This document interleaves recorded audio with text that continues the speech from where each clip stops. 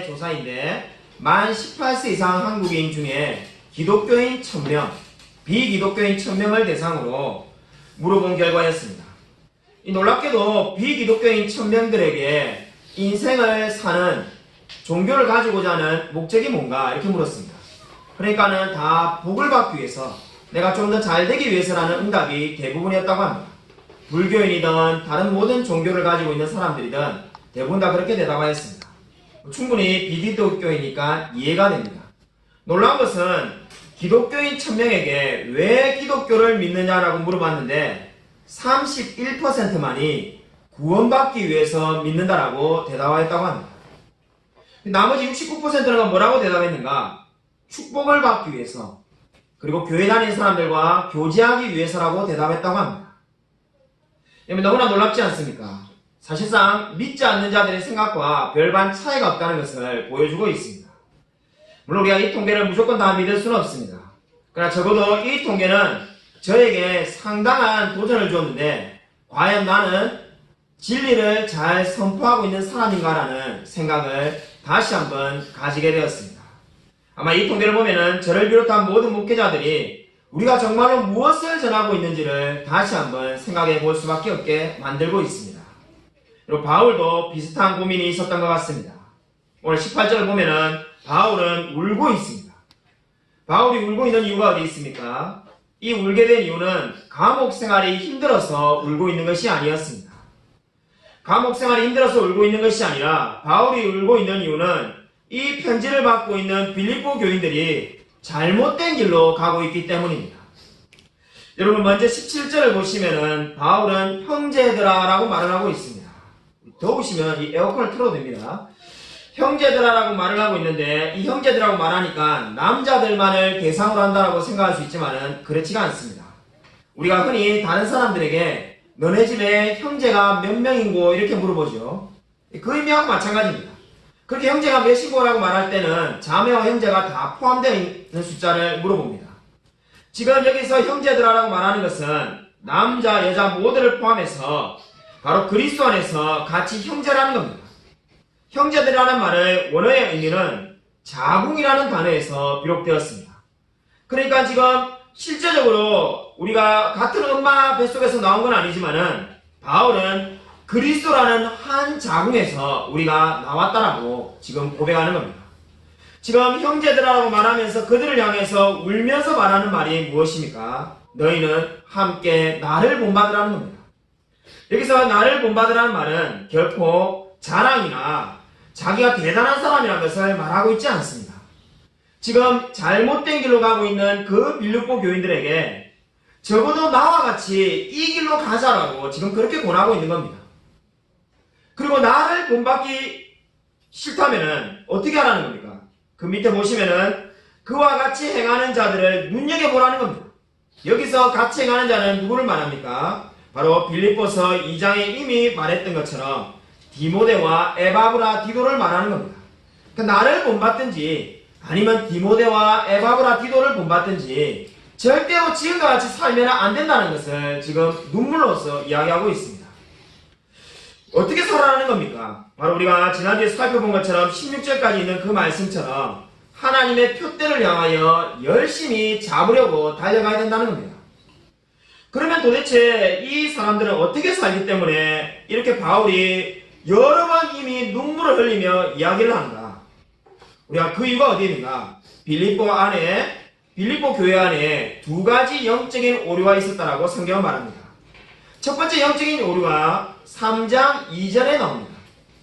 우리가 지난번에 살펴보았는데 3장 2절에 보시면은 유대주의자들에 대해서 비판하고 있습니다. 거기서 개들을 삼가라는 그 사람들이 유대주의자들입니다. 유대주의자가 뭔가? 할례를 받지 않은 자는 그리스도인이 아니라는 겁니다. 그러니까 할례를 받아야만이 그리스도인이고 할례를 안 받은 사람은 가짜라는 거죠. 그러니까 전통적인 유대인들은 다 할례를 받았는데 지금 이 새롭게 예수를 믿는 사람들, 이방인들은 할례를 받지 않기 때문에 그 사람들은 그리스도인이 아니다라고 주장하는 사람들이 있었습니다. 그 사람들이 바로 유대주의자들입니다. 그러니까 믿음은 값없이 거저 주시는 하나님의 은혜인데 그 믿음에다가 할례를 하나 덧붙인 사람들이 유대주의자였습니다. 한마디로 잘못된 교리였습니다. 그런 오류가 한쪽에 있는데 이러한 사람들이 있으면 어떻게 됩니까? 우리가 교회사를 봐도 알지만은 늘 극단은 다른 극단을 만들게 되어 있습니다. 양극은 통한다고 믿음에다가 할례를 덧붙여야 된다는 교리가 나타나니까 이제 어떤 반대편에 있는 사람이 나타납니까? 예수를 믿고 나면은 이제 모든 것이 필요가 없다는 거죠. 율법도 필요가 없고 나는 내 마음대로 이제 예수를 믿으니까 살아면 된다는 겁니다. 현대의 구원파와 똑같은 교리를 가진 사람이 나타나게 되었습니다. 그 사람이 지금 18절 이후에 나오는 사람들인데 한마디로 율법은 필요가 이제 없다는 겁니다. 이제 예수를 믿고 났으니까 율법은 이제 아무런 필요가 없고 우리는 내가 자유함을 가지고 내 마음대로 살면 된다라고 주장하는 사람들이 생기게 되었습니다. 교회사를 보면은 이러한 사람들을 율법 폐기론자라고 말을 합니다. 안타깝게도 한국의 많은 성도님들이 이러한 생각을 가지고 있다는 것을 저는 목회를 통해서 알게 되었습니다. 내가 예수를 믿고 나면은 나는 이제 자유하니까 내가 어떠한 행동을 하든지 천국 가는 거 아닙니까?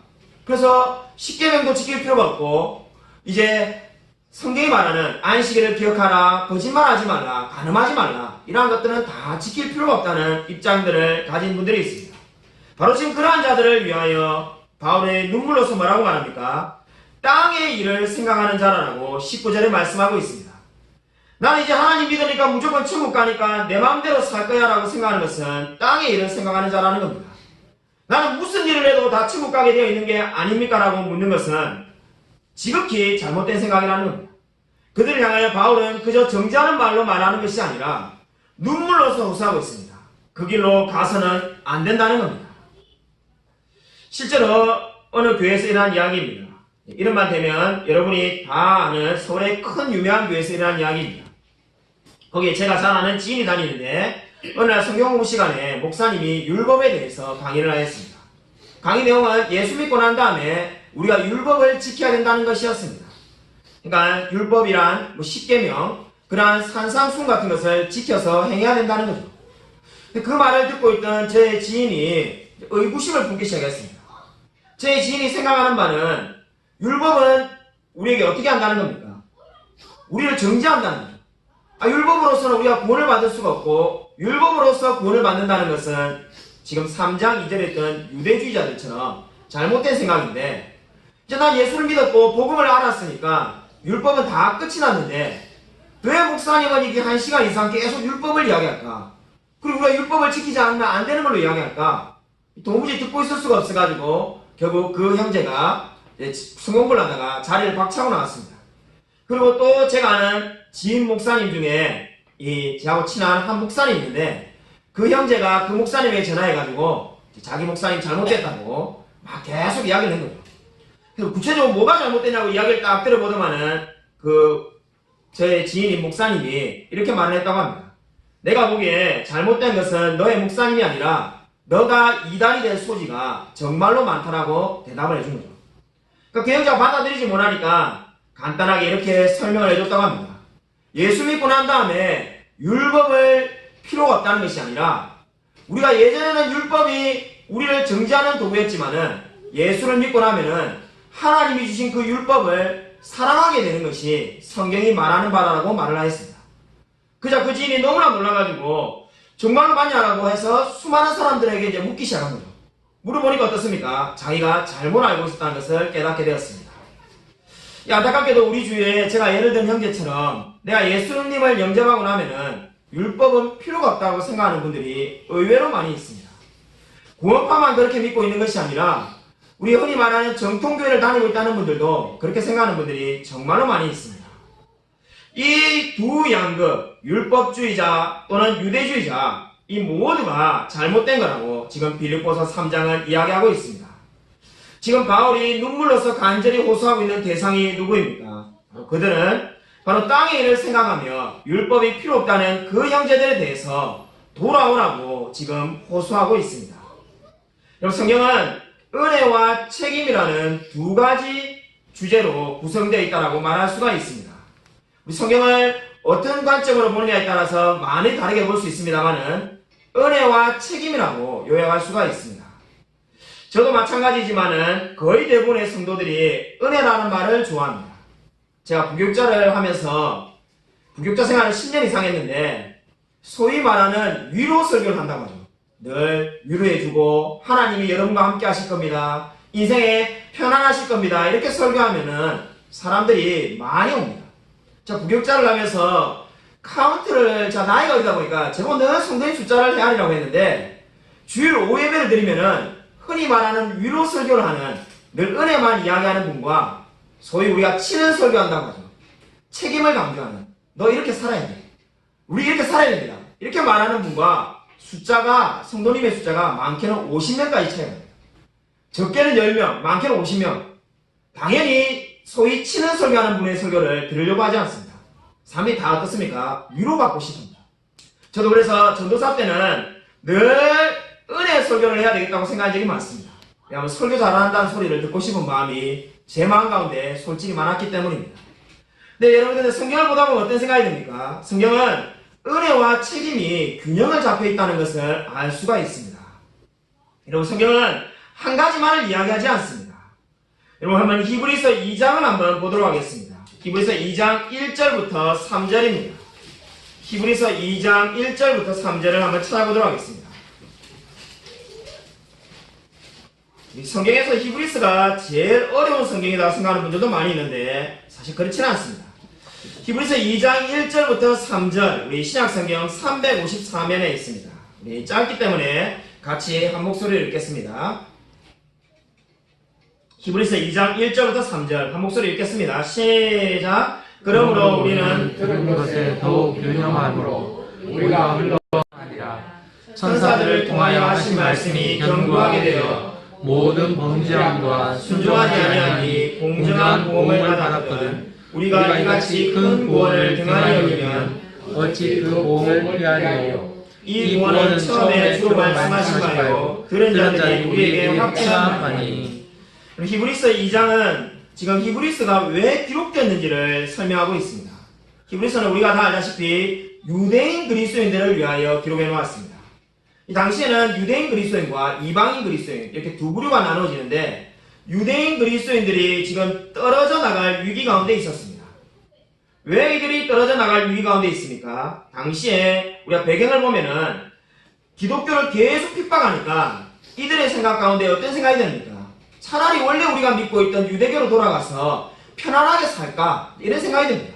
그냥 다시 옛날에 하는 것처럼 할례를 드리고 제사를 드리고 뭐 그래서 살면 되지 꼭 굳이 우리가 기독교를 믿어가지고 이 고생을 하는가? 이런 분위기가 팽배했다고 합니다. 그들을 향하여 지금 이 히브리서 저자는 어떻게 말을 하고 있습니까? 들은 것에 더욱 유념하라 이렇게 말합니다. 들은 것은 당연히 말씀을 말하는데 말씀에 유념하라는 겁니다. 그러니까 너희들이 모른다고 말하는 것이 아니라 이미 다 알고 있는 그 말씀에 유념하라는 거죠. 유념이란 말의 뜻이 뭔가? 결단을 촉구한다는 뜻입니다. 그러니까 의지적으로 결단을 촉구하라는 겁니다. 쉽게 말하면은 어디서 신앙생활 할지를 똑바로 결정하라는 겁니다. 유대교로 돌아갈 것인지 아니면 여기에 그대로 기독교에 남아있을 것인지 결정을 하라는 겁니다. 그냥 이것도 저것도 아니고 그냥 뭘 하는 건지 모르게 그냥 흘러내리다니지 말고 분명하게 너희 입장을 정해라는 말이 유념하라는 말입니다. 흘러 떠내려 가지 않도록 이래 되어 있는데 이 단어는 원래 반지가 손가락에 빠졌을 때 사용하는 표현입니다. 반지가 손가락에 빠지거나 항아리가 깨지거나 또는 의논 중에 핵심을 벗어난 이야기를 하는 사람에게 이 표현을 썼다고 합니다. 흘러 떠내려 갔다는 말을 썼다는 거죠.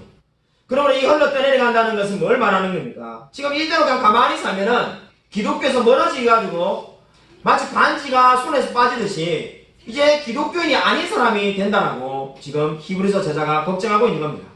너희들 이렇게 살면은 어떻게 된다는 겁니까? 하나님하고 완전히 무관한 사람이 될 거라는 경고를 담고 있습니다. 그 경고의 근거를 지금 2절과 3절에서 이야기하는데 그 근거를 뭐라고 말합니까? 천사들을 통하여 하신 말씀. 이 말은 뭘 말하는 겁니까? 구약을 의미하는 겁니다. 구약을 받았던 사람들, 구약 성도들도 어떻게 됐습니까? 순종하지 않았을 때 벌을 받았다는 이야기를 합니다. 그러니까 지금 유념하라고 말하면서 결정을 하라고 말하면서 그 결정에 도움될 이야기를 주는데 구약 성도들도 천사를 통해 말씀을 받았는데 벌을 받았다는 거죠. 3절에 뭐라 말합니까? 우리가 나와 너 히브리 이서를 받는 그 성도들에게 지금 뭐라고 이야기합니까? 큰 구원을 등한히 여기며, 큰 구원이 뭡니까? 당시의 신약교회 성도들이 받은 구원이 구약 성도들보다 더 큰 구원을 받았다는 겁니다. 그 의미는 뭡니까? 간단하게 구약시대는 오실 예수님을 바라보며 예수님을 믿었습니다. 근데 이미 이들은 예수님을 보았고 이제 다시 오실 예수를 믿고 있습니다. 당연히 누가 더 크겠습니까? 그들이 큰 겁니다. 그러니까 신약교회 성도들이 크니까 큰 구원을 등한히 여기면 어떻게 된다는 겁니까? 부흥을 피할 수 없다는 겁니다. 한마디로 말하면 뭘 말하고 있습니까? 더 큰 은혜를 받았으니까 더 큰 책임이 따른다는 겁니다. 제가 원래 설교 제목을 더 큰 은혜, 더 큰 책임으로 하려고 하다가 한참을 고민하다가 그냥 은혜와 책임으로 했습니다. 오늘 이 지금 성경 말씀이 하고자 하는 말이 뭡니까? 저와 여러분도 마찬가지입니다. 우리가 지금 신약시대에 살고 있습니다. 더 큰 은혜를 받고 있습니다. 그렇기 때문에 더 큰 책임이 따른다고 말을 하고 있습니다. 나는 이제 은혜 많이 받았으니까 내 마음대로 살아도 된다라고 말하는 것은 결코 성경이 말하는 바가 아닙니다. 아마 어떤 분들은 구약의 성도들이 더 큰 은혜를 받은 게 아닌가라고 오해할 수 있습니다. 이 넘치는 은혜 교회 1년 2년 다녀도 김성실 목사님 불도 한 번 하늘에서 못 내리는데 엘리야 시대는 불이 하늘에서 내려왔고 모세 시대는 홍해를 건너갔고 아니 그 구약 성도가 더 큰 은혜를 받은 게 아닌가라고 생각할 수 있지만은 성경은 그렇게 말하고 있지 않습니다. 여러분 우리가 너무나 크게 오해하고 있는 히브리서 11장 40절을 한번 보도록 하겠습니다. 수많은 성도님들이 히브리서 11장을 거꾸로 해석합니다. 안타깝게도 우리 한국에 11장을 거꾸로 해석하는 분들이 많이 있습니다. 그냥 읽으면 거꾸로 해석할 수밖에 없습니다. 성경을 어떻게 해석해야 되는지 히브리서 11장 40절이 이야기하고 있습니다. 우리 히브리서 11장 40절 우리 함께 읽겠습니다. 시작. 이는 하나님이 우리를 위하여 더 좋은 것을 예비하셨은즉 우리가 아니면 그들로 온전함을 이루지 못하게 하려 하심이라. 아멘. 저도 어릴 때부터 모태신앙이었는데 히브리서 11장 보면은 늘 어떤 생각이냐면은 그냥 쉽게 은매기주거 이런 생각했습니다. 우리 예전에 개그맨 중에 그런 말 하신 분 있죠. 은매기주거. 진짜 보면은 은매기주거밖에 안 되는 게 아브라함, 모세, 야곱 뭐 수많은 사람 나오는데 다 위대한 사람이고 그죠? 저는 보잘것없는 평범한 사람이고 보고 있으면 어떤 생각이 듭니까? 정말 무슨 야구나 축구 이런데 무슨 명예의 정당처럼 절대로 다가갈 수 없는 사람들 이름이 쫙 나열되는 것 같고 저는 거기에 보잘것없는 사람이 읽고 있다 이런 생각을 저도 늘 가졌습니다. 근데 성경을 꼼꼼하게 제가 목사가 되고 난 다음에 공부해 보니까 그렇게 생각하는 것은 성경을 내가 원하는 대로 뒤틀어서 해석하는 겁니다. 절대로 그렇게 해석하시면 안 됩니다. 그냥 성경은 그렇게 해석할 여지가 전혀 없습니다. 이거 뭐 5대5가 아니라 목사님의 독창적인 해석 이런 거 아닙니다. 성경을 여러분 11장 40절을 보십시오. 여러분 절대로 이 히브리서 11장에 있는 사람들이 저와 여러분보다 더 대단한 사람이라고 생각해서는 안 됩니다. 그렇게 생각할 여지가 전혀 없습니다. 왜냐하면 11장 40절을 보면은 어떻게 성경이 이야기하고 있습니까? 이는 이렇게 말합니다. 여기서 말하는 이는 뭡니까? 결론을 내리는 거죠. 이렇게 수많은 사람들 뭐 기생 라합과 아브라함 그리고 삼손 수많은 사람들을 언급한 그 이유가 이제 뭔지를 이야기합니다. 결론이죠. 결론이 뭐라는 겁니까? 하나님이 우리를 위하여 더 좋은 것을 예비하셨은지요. 우리는 누굽니까? 신약 시대를 살고 있는 성도를 말합니다. 그 사람들을 위해서 더 좋은 걸 예비했다는 겁니다. 우리 보고 뭘 더 좋은 걸 예비한 겁니까? 같은 구원이 아닌가? 차이가 있다는 거죠. 무슨 차이가 있는가? 40절 마지막에 보십시오. 우리가 아니면 그들로 온전함을 이루지 못하게 하려 하십니다. 여러분 정말 밑줄을 그어 놓으십시오. 이 말씀이 히브리서 11장의 핵심입니다. 우리가 아니면 그들로 온전함을 이루지 못하게 하려 하심이라 이렇게 말을 하고 있습니다. 이 말씀이 무슨 의미입니까? 우리가 아니면은 이 지금 말하고 있는 히브리서 11장에 나오는 이 모든 믿음의 용사들이 어떻게 된다는 겁니까? 온전함을 이룰 수 없다는 겁니다. 이 말이 무슨 의미를 담고 있을까요? 쉽게 릴레이 경주로 제가 예를 들어 보겠습니다. 릴레이를 하면은 100m를 5명이 한번 뛴다고 생각해 보십시오. 첫 번째 주자, 두 번째 주자, 세 번째 주자, 네 번째 주자가 열심히 뛰었습니다. 근데 마지막 주자가 열심히 뛰지 않으면 어떻게 됩니까? 네 명이 뛴 모든 결과가 다 헛것이 될 수밖에 없습니다. 아무리 첫 번째 주자가 100m를 열심히 뛰어본들 마지막 주자가 뛰기 싫다 해서 걸어다니면은 그 팀은 계주에서 지게 된다는 겁니다. 똑같은 의미가 바로 여기에 있습니다. 지금 우리 앞선 신앙의 선배들을 이야기하는 이유가 어디 있습니까? 바로 저와 여러분이 수고로 열심히 뛰어야만이 그들의 온전함이 이루어진다는 겁니다. 왜 아브라함과 야곱과 모세와 수많은 신앙의 선배들이 그렇게 믿음을 지키며 신실하게 살았습니까? 저와 여러분을 온전한 사람으로 만들기 위해서라고 성경이 말씀하고 있습니다. 그 말은 성경이 어떻게 표현하고 있습니까? 우리가 아니면 그들의 모든 온전하게 되었던 수고가 헛것이라고 이야기하고 있습니다. 그러므로 성경이 저와 여러분에게 베푸는 말씀이 무엇입니까? 더 큰 은혜를 받은 사람이 저와 여러분이라는 겁니다. 여러분, 저와 여러분이 아브라함보다 더 큰 사람입니다. 저와 여러분이 모세보다 더 큰 사람이라고 성경이 말씀하고 있습니다. 저와 여러분이 이 온전함을 이루지 않는다면 그들의 모든 수고가 헛것이라고 성경이 말씀하고 있습니다. 여러분은 이 놀라운 진리를 깨달으며 살아가고 있습니까? 여러분, 그냥 히브리서 11장을 읽으면서 나는 절대로 될 수 없는 사람들의 이야기라고 생각하며 성경을 읽는 것은 성경이 말하는 바를 오해하고 있는 겁니다. 성경은 저와 여러분이 이 사람들보다 더 어깨 너머에 큰 사람이라고 말을 하고 있습니다. 여러분은 더 큰 은혜를 받은 자로 더 크게 하나님께 책임을 가지며 합당한 삶을 살고자 노력하고 있습니까? 데이비드 리빙스턴의 이야기입니다. 이 데이비드 리빙스턴은 아프리카의 선교사로 선교하는 가는 사람으로 우리가 잘 알려져 있습니다. 리빙스턴이 아프리카의 크웨라 부족에 복음을 전하러 갔습니다. 리빙스턴은 크웨라 부족 사람들에게 두 가지를 가르쳐 주었습니다. 한 가지는 총을 쏘는 법이고 또 한 가지는 책을 읽는 법을 가르쳐 주었습니다. 총 쏘는 법을 가르쳐 준 이유는 동물을 쉽게 잡아서 생계를 유지하기 위해서였습니다. 그리고 책 읽는 법을 알파벳을 가르쳐 준 이유는 성경을 읽도록 만들기 위해서였다고 합니다. 그러고 난 다음에 놀랍게도 세켈레라고 하는 이 크웨라 부족의 추장이 예수를 믿게 되었습니다. 예수를 믿고 난 다음에 알파벳을 배웠으니까 세켈라라는 이 추장이 성경을 일독을 하였습니다. 일독을 하고 난 다음에 세켈라 주장이 삶이 변화되게 되었습니다.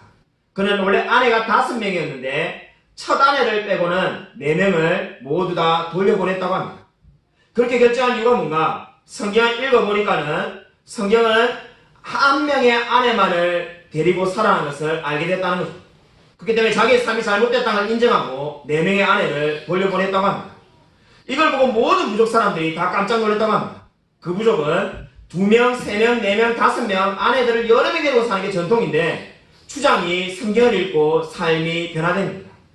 은혜를 받은 자로서 책임을 알게 된 거죠. 리빙스턴이 크웨라 부족을 다 복음화시키고 또 다른 부족에게 복음을 전하러 갔습니다. 그 부족에게 복음을 전하고 난 다음에 그들이 다 또 예수를 믿었습니다. 똑같은 방법으로 또 시작합니다. 총 쏘는 법을 가르쳐주고 싶어하고 알파벳을 가르쳐주려고 합니다. 근데 총 쏘는 법은 배우려고 하는데 알파벳은 다른 부족에서 이제 배우려고 하지 않습니다. 하냐라고 계속 리빙스턴이 물었습니다. 예수를 믿었으니까 알파벳을 배우려고 하는데 배우려고 하지 않습니다. 그 이유를 그들이 세켈레처럼 되고 싶지 않다는 겁니다. 세켈레처럼 아내를 버리는 사람이 되고 싶지 않다는 겁니다. 성경을 읽으면은 소문을 들으니까 그 세켈레라는 추장이 아내를 4명을 포기했다고 하는데 우리는 그럴 마음이 없다는 거죠. 예수 믿고 천국 갈 마음이 있지만은 내 삶이 그렇게 변화되는 것은 원치 않는다고 대답했다고 합니다. 여러분, 이 이야기가 무엇을 보여줍니까? 한마디로 예수님의 은혜는 받고 싶고 자신들이 이 말씀에 합당하게 살아야 될 책임을 지지 않겠다는 겁니다. 여러분은 받은 은혜에 합당하게 삶을 살아가고자 합니다. 바울이 눈물로 호소하는 것은 비단 빌립보 성도들만이 아니라 저와 여러분에게도 눈물로 호소하고 있습니다. 마틴 로이드 존스 목사님의 책을 읽어보니까 로이드 존스 목사님도 이 똑같은 고민을 하고 있었다는 것을 제가 책을 통해서 알게 되었습니다. 젊었을 때 로이드 존스 목사님이 늘 은혜와 대속을 계속해서 설교했다고 합니다. 그러니까 어느 순간부터 교인들이 방탕하게 살게 되더라는 겁니다. 로이드 존스 목사님이 의구심을 가졌다고 합니다. 아니 나는 왜 은혜에 대해서 설교를 잘하는데 늘 하나님에 대해서 이야기를 하는데 왜 교인들이 방탕하게 살까? 그래서 교인들하고 이야기를 해보니까 자기들이 이렇게 조금씩 죄 짓는 거 큰 문제 안 되지 않냐라고 그렇게 이야기를 한다는 겁니다. 죄를 지어도 별 죄의식이 없고 죄를 죽이며 살아갈 마음이 전혀 없다는 것을 알고 로이드 존스 목사님이 깜짝 놀라게 되었습니다. 그때 로이드 존스 목사님이 자기의 설교를 한번 돌아보게 되었다고 합니다. 내가 도대체 설교를 어떻게 했길래 사람이 이렇게 됐다. 가만히 보니까 자신이 늘 은혜만을 설교하지 책임에 대해서 설교를 하지 않았다는 겁니다. 그때부터 로이드 존스 목사님이 설교를 균형 있게 하려고 노력하였다는 것을 제가 읽은 적이 있습니다. 저도 마찬가지입니다. 저도 이 최근 몇 년간 늘 한쪽으로 치우쳐서 설교하지 않으려고 노력하고 있습니다. 마크 데버라고 요즘 소위 미국에 뜨는 목사님이 있는데 그분의 교회 홈페이지에 들어가니까 그분이 이런 말을 써놓은 것을 본 적이 있습니다. 그분이 자기가 늘 자신이 잘하는 설교를 하고 싶은 유혹 가운데 산다는 겁니다. 우리 모든 목사님이 마찬가지지만은 우리가 특정한 주제를 설교를 잘할 수밖에 없다라고 말할 수밖에 없습니다. 어떤 사람은 전도 설교를 잘하고 어떤 분은 성교에 대해서 어떤 분은 성화에 대해서 각각 자기가 잘하는 설교가 있습니다. 근데 이 마크 데버 목사님도 자기가 잘하는 설교를 계속 하고 싶은 생각이 들었는데 그렇게 해서는 안 된다는 생각이 들어서 결국 결정한 것이 성경을 강해하기로 결심하였다는 겁니다. 성경을 강해하다 보니까 어떻습니까? 이 순서대로 하면은 자신이 잘 알지 못하는 부분도 설교할 수밖에 없다는 겁니다. 왜 그렇게 해야 되는지를 그분이 이렇게 말합니다. 성경은 모든 진리를 다 담고 있기 때문이라는 겁니다. 성경이 은혜만을 이야기하는 것도 아니고 성경이 책임만을 이야기하는 것도 아니라는 겁니다. 오늘 빌립보서에 나와 있는 성도들을 보십시오. 왜 한쪽으로 치우칠 수밖에 없습니까? 그들이 자신이 좋아하는 이야기만 계속 반복적으로 듣고자 하기 때문입니다. 여러분, 하나님이 어떠한 분이십니까? 하나님이 저와 여러분에게 끊임없이 은혜를 베푸시는 이유가 무엇입니까? 저와 여러분에게 하나님 앞에 책임감 있는 사람으로 살도록 만들기 위해서입니다. 여러분, 성경을 한번 찾아보도록 하겠습니다. 성경 창세기 12장 13절부터 17절을 한번 찾아보겠습니다.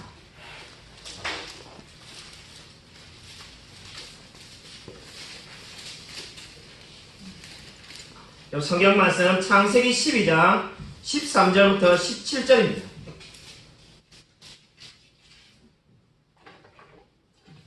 성경 말씀 창세기 12장 13절부터 17절을 우리 찾아보겠습니다. 제가 한 절, 성도님들이 한 절 읽도록 하겠습니다. 원하건대 그대는 나의 누이라 하라. 그러면 내가 그대로 말미암아 안전하고 내 목숨이 그대로 말미암아 보존되리라 하니라. 아브라함이 애굽에 이르렀을 때 애굽 사람들이 그 여인이 심히 아리따움을 보았고 바로의 고관들도 그를 보고 바로 앞에서 칭찬함으로 그 여인을 바로의 궁으로 이끌어 들인지라. 이에 바로가 그로 말미암아 아브라함을 후대함으로 아브라함이 양과 소와 나귀와 암수나귀와 낙타를 얻었더라. 함께 읽으시겠습니다. 여호와께서 아브라함의 아내 사레의 일로 바로와 그 집에 큰 재앙을 내리신지라. 아멘. 오늘 성경을 보면은 이 성경을 우리가 꼼꼼히 읽다 보면 이상하다는 생각이 드는 말씀이 이 부분입니다. 아마 우리가 성경을 읽으실 때 의아해한 분들이 많이 있을 겁니다. 우리가 첫 번째로 먼저 지목해야 될 게 뭡니까? 오늘 이 말씀에서 우리가 첫 번째 꼭 알아야 될 영적인 교훈이 약속의 땅에 지금 아브라함이 왔습니다. 약속의 땅에 온 아브라함이 첫 번째로 한 말이 여기에 기록되어 있는데 그 말이 뭐라는 겁니까? 거짓말이었다는 것을 성경은 말을 하고 있습니다. 그럼 너무나 놀랍지 않습니까? 하나님께서 아담을 창조하시고 결국 아담이 거짓말을 했는데 이 약속의 땅에 온 아브라함도 어떻습니까? 즉 첫 번째 하는 말이 거짓말입니다. 물론 그 아브라함이 이 이전에 무슨 말을 더 했을 수도 있습니다만 적어도 성경은 아브라함이 한 말을 처음으로 기록하는데 그 말이 뭡니까? 지금 12절과 13절에 말하는 것처럼 아내 사라에 보고 너를 누이라고 말해라고 지금 거짓말을 시키고 있습니다. 너무나 놀랍지 않습니까? 믿음의 조상 아브라함이 약속의 땅에 와서 첫 번째 한 행동은 이제 거짓말을 아내에게 시키는 겁니다. 물론 이 아브라함은 지금 애굽 땅으로 내려가고 있습니다. 이 거짓말을 시키는데 우리가 주목해 봐야 될 단어가 여러분 16절에 보시면은 이제 후대함으로라는 단어가 나오고 있습니다. 후대한다는 말은 놀랍게도 13절에 안전하고라는 말과 똑같은 원어의 표현입니다. 그러니까 지금 아브라함이 계획을 먼저 세웠죠. 그 계획이 뭐였습니까? 너가 누이라고 말을 하면은 우리가 안전할 거라고 말을 하였습니다. 그 목적이 이루어진 게 뭡니까? 16절에 바로가 그로 말미암아 사례로 말미암아 아브라함을 후대함으로 바로 아브라함을 안전하게 했다는 겁니다. 그러니까 여기서 지금 16절을 우리가 자세히 푼다면은 바로 왕이 사례 때문에 아브라함에게 성공을 주었다 이렇게 됩니다. 바로가 사례로 말미암아 아브라함에게 성공을 줬는데 그 성공은 뭡니까? 아브라함의 원래 계획대로 있었던 13절에 안전하고 그대로 된 겁니다. 근데 이게 성공이라고 할 수 있겠습니까? 왜냐하면 이제 아브라함은 아내를 잃게 됩니다. 아내를 잃게 되는데 성공해봐야 그게 뭐가 되겠습니까? 요즘 우리로 말한다면은 신앙은 잃어버리고 큰 부자가 됐다 뭐 이 정도로 볼 수가 있습니다. 여기서 위기가 뭡니까? 하나님께서 아브라함으로 하여금 너로 하여금 큰 민족을 이루겠다고 말씀하였는데 이제 아내 사례가 없으면은 어떻게 큰 민족이 될 수 있는가? 위기가 될 수밖에 없습니다. 그 위기 가운데 하나님이 하신 일이 뭡니까? 17절에 바로에게 큰 재앙을 내리셨다라고 말씀하고 있습니다. 사실 이 말씀은 우리 인간의 관점으로 보면은 도무지 납득이 되지 않습니다. 왜냐하면은 지금 성경을 보시면 어떻습니까? 바로가 아브라함에게 우리가 읽지 않았지만 18절에 따져 묻는 장면은 나옵니다. 그러나 하나님은 아브라함에게 그 어떤 말도 하지 않습니다. 사실 원인 제공은 누가 인 겁니까? 아브라함이 거짓말을 해서 이 모든 일이 벌어진 겁니다. 그런데 지금 하나님은 바로에게만 재앙을 내리신 겁니다. 세상에 이렇게 편파적인 결과가 어디 있습니까? 분명히 잘못은 아브라함도 있고 바로도 있는데 하나님은 어떻게 한 겁니까? 그냥 아브라함 편만 들어가지고 바로에게만 재앙을 내렸습니다. 세상의 인간적인 관점으로 보면은 이렇게 잘못된 판결이 어디에 있겠습니까? 이 말씀이 뭘 보여줍니까? 이 말씀은 지금 하나님께서 아브라함에게 늘 약속하신 대로 늘 아브라함 편에 서실 것을 이야기하고 있습니다. 분명히 아브라함이 잘못했습니다. 아브라함이 잘못한 게 없다는 게 성경의 말이 아닙니다. 거짓말한 것도 잘못되었고 모든 행동들이 잘못되었습니다. 그런데도 그에게 하나님의 은혜를 베풀어 주신 목적이 뭡니까? 바로 하나님의 약속을 이루기 위해서입니다. 아마 우리가 은혜만 강조하는 분은 이 말씀만 보면은 아브라함이 한 게 아무것도 없는데 결국 축복받았지 않았습니까? 이렇게 말할 수가 있습니다. 그러나 성경을 그렇게 해석해서는 안 됩니다. 하나님이 아브라함의 연약함에도 불구하고 복을 내려주신 이유가 창세기 22장에 있습니다. 창세기 22장 1, 2절 한번 보도록 하겠습니다. 우리 아브라함 인생의 하나님이 어떤 사람으로 만들기 위해서 그가 거짓말을 했음에도 불구하고 죄를 지었음에도 불구하고 복을 주셨는지 창세기 22장에 나와 있습니다. 창세기 22장 1, 2절을 같이 한번 읽겠습니다. 창세기 22장 1절 2절입니다. 시작. 그 일 후에 하나님이 아브라함을 시험하시려고 그를 부르시되 아브라함아 하시니 그가 이르되 내가 여기 있나이다. 여호와께서 이르시되 내 아들 내 사랑하는 독자 이삭을 데리고 모리아 땅으로 가서 내가 내게 일러준 한 산 거기서 그를 번제로 드리라. 여러분 여기서 말하는 이 성경 말씀을 다 가만히 보십시오. 이 성경 말씀을 보시면은 시험하라는 말이 1절에 나옵니다. 여기서 말하는 시험은 특별한 시험이 아닙니다. 우리 야고보서에 나오는 시험과 마찬가지입니다. 이 시험은 뭡니까? 반드시 일어날 일을 일어났을 뿐이라는 걸 말하는 겁니다. 그러니까 지금 아브라함만 이런 특별한 시험이 있는 것이 아니라 저와 여러분에게도 이러한 시험이 매일매일 순간순간 다가온다는 겁니다. 목사님 우리는 자식을 바치라는 게 아닌데요. 예, 형태는 다를 수 있지만은 저와 여러분에게도 하나님이 끊임없이 시험을 하고 있습니다. 왜 시험을 하십니까? 우리가 어떻게 되기를 원하는 겁니까? 2절에 번제로 드리라는 말에서 알 수가 있습니다. 번제라는 말은 원래 오르막이라는 원어의 뜻을 가지고 있습니다. 드리라는 말도 똑같은 말인데 오르막길을 오른다는 겁니다.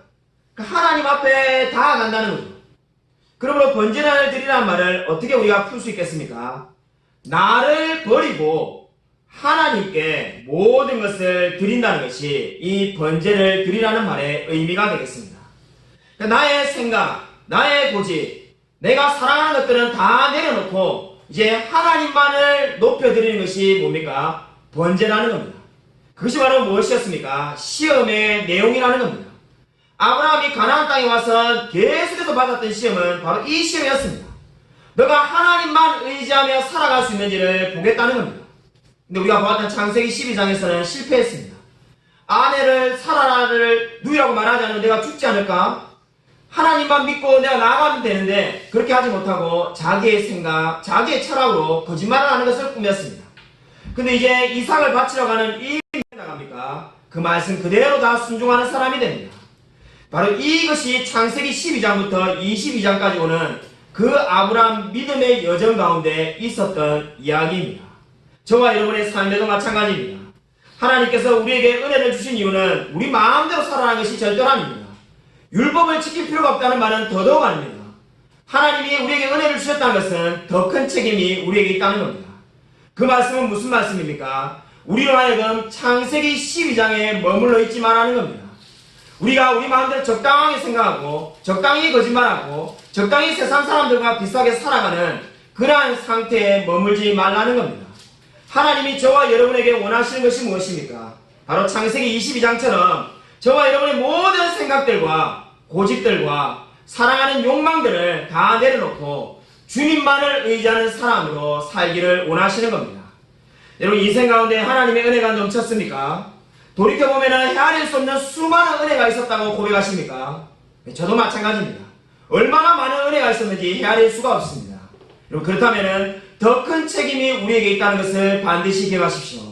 하나님이 우리에게 은혜를 베푸신 것은 우리가 그리스도의 장성한 분량이 충만한 데까지 이르기를 원하시는 것입니다. 그냥 늘 똑같은 영적인 수준에 머물러 있으라고 우리에게 은혜를 베푸신 것이 절대로 아닙니다. 그러므로 저와 여러분에게 필요한 것이 무엇입니까? 위대한 설교자 로이드 존스 목사님이 매월 1월 1일마다 늘 아침마다 결심한 것이 있었다고 그의 책에 말합니다. 나는 지난해보다 더 성숙한 그리스도인이 되어가는가? 그리고 이 질문을 여러분에게 드려보십시오. 나는 과연 2017년보다 더 성숙해져 가고 있는가? 하나님은 늘 우리에게 은혜를 베푸시는데 나는 더 성숙한 그리스도인으로 자라가는가? 나는 더 예전보다 더 나은 그리스도인의 삶을 살고 있는가? 자신의 삶을 되돌아보시기 바랍니다. 오늘 성경은 은혜와 책임을 말씀하고 있습니다. 하나님께 받은 은혜대로 늘 합당하게 살아가는 저와 우리 모든 성도님이 되시기를 주님의 이름으로 간절히 축원드립니다.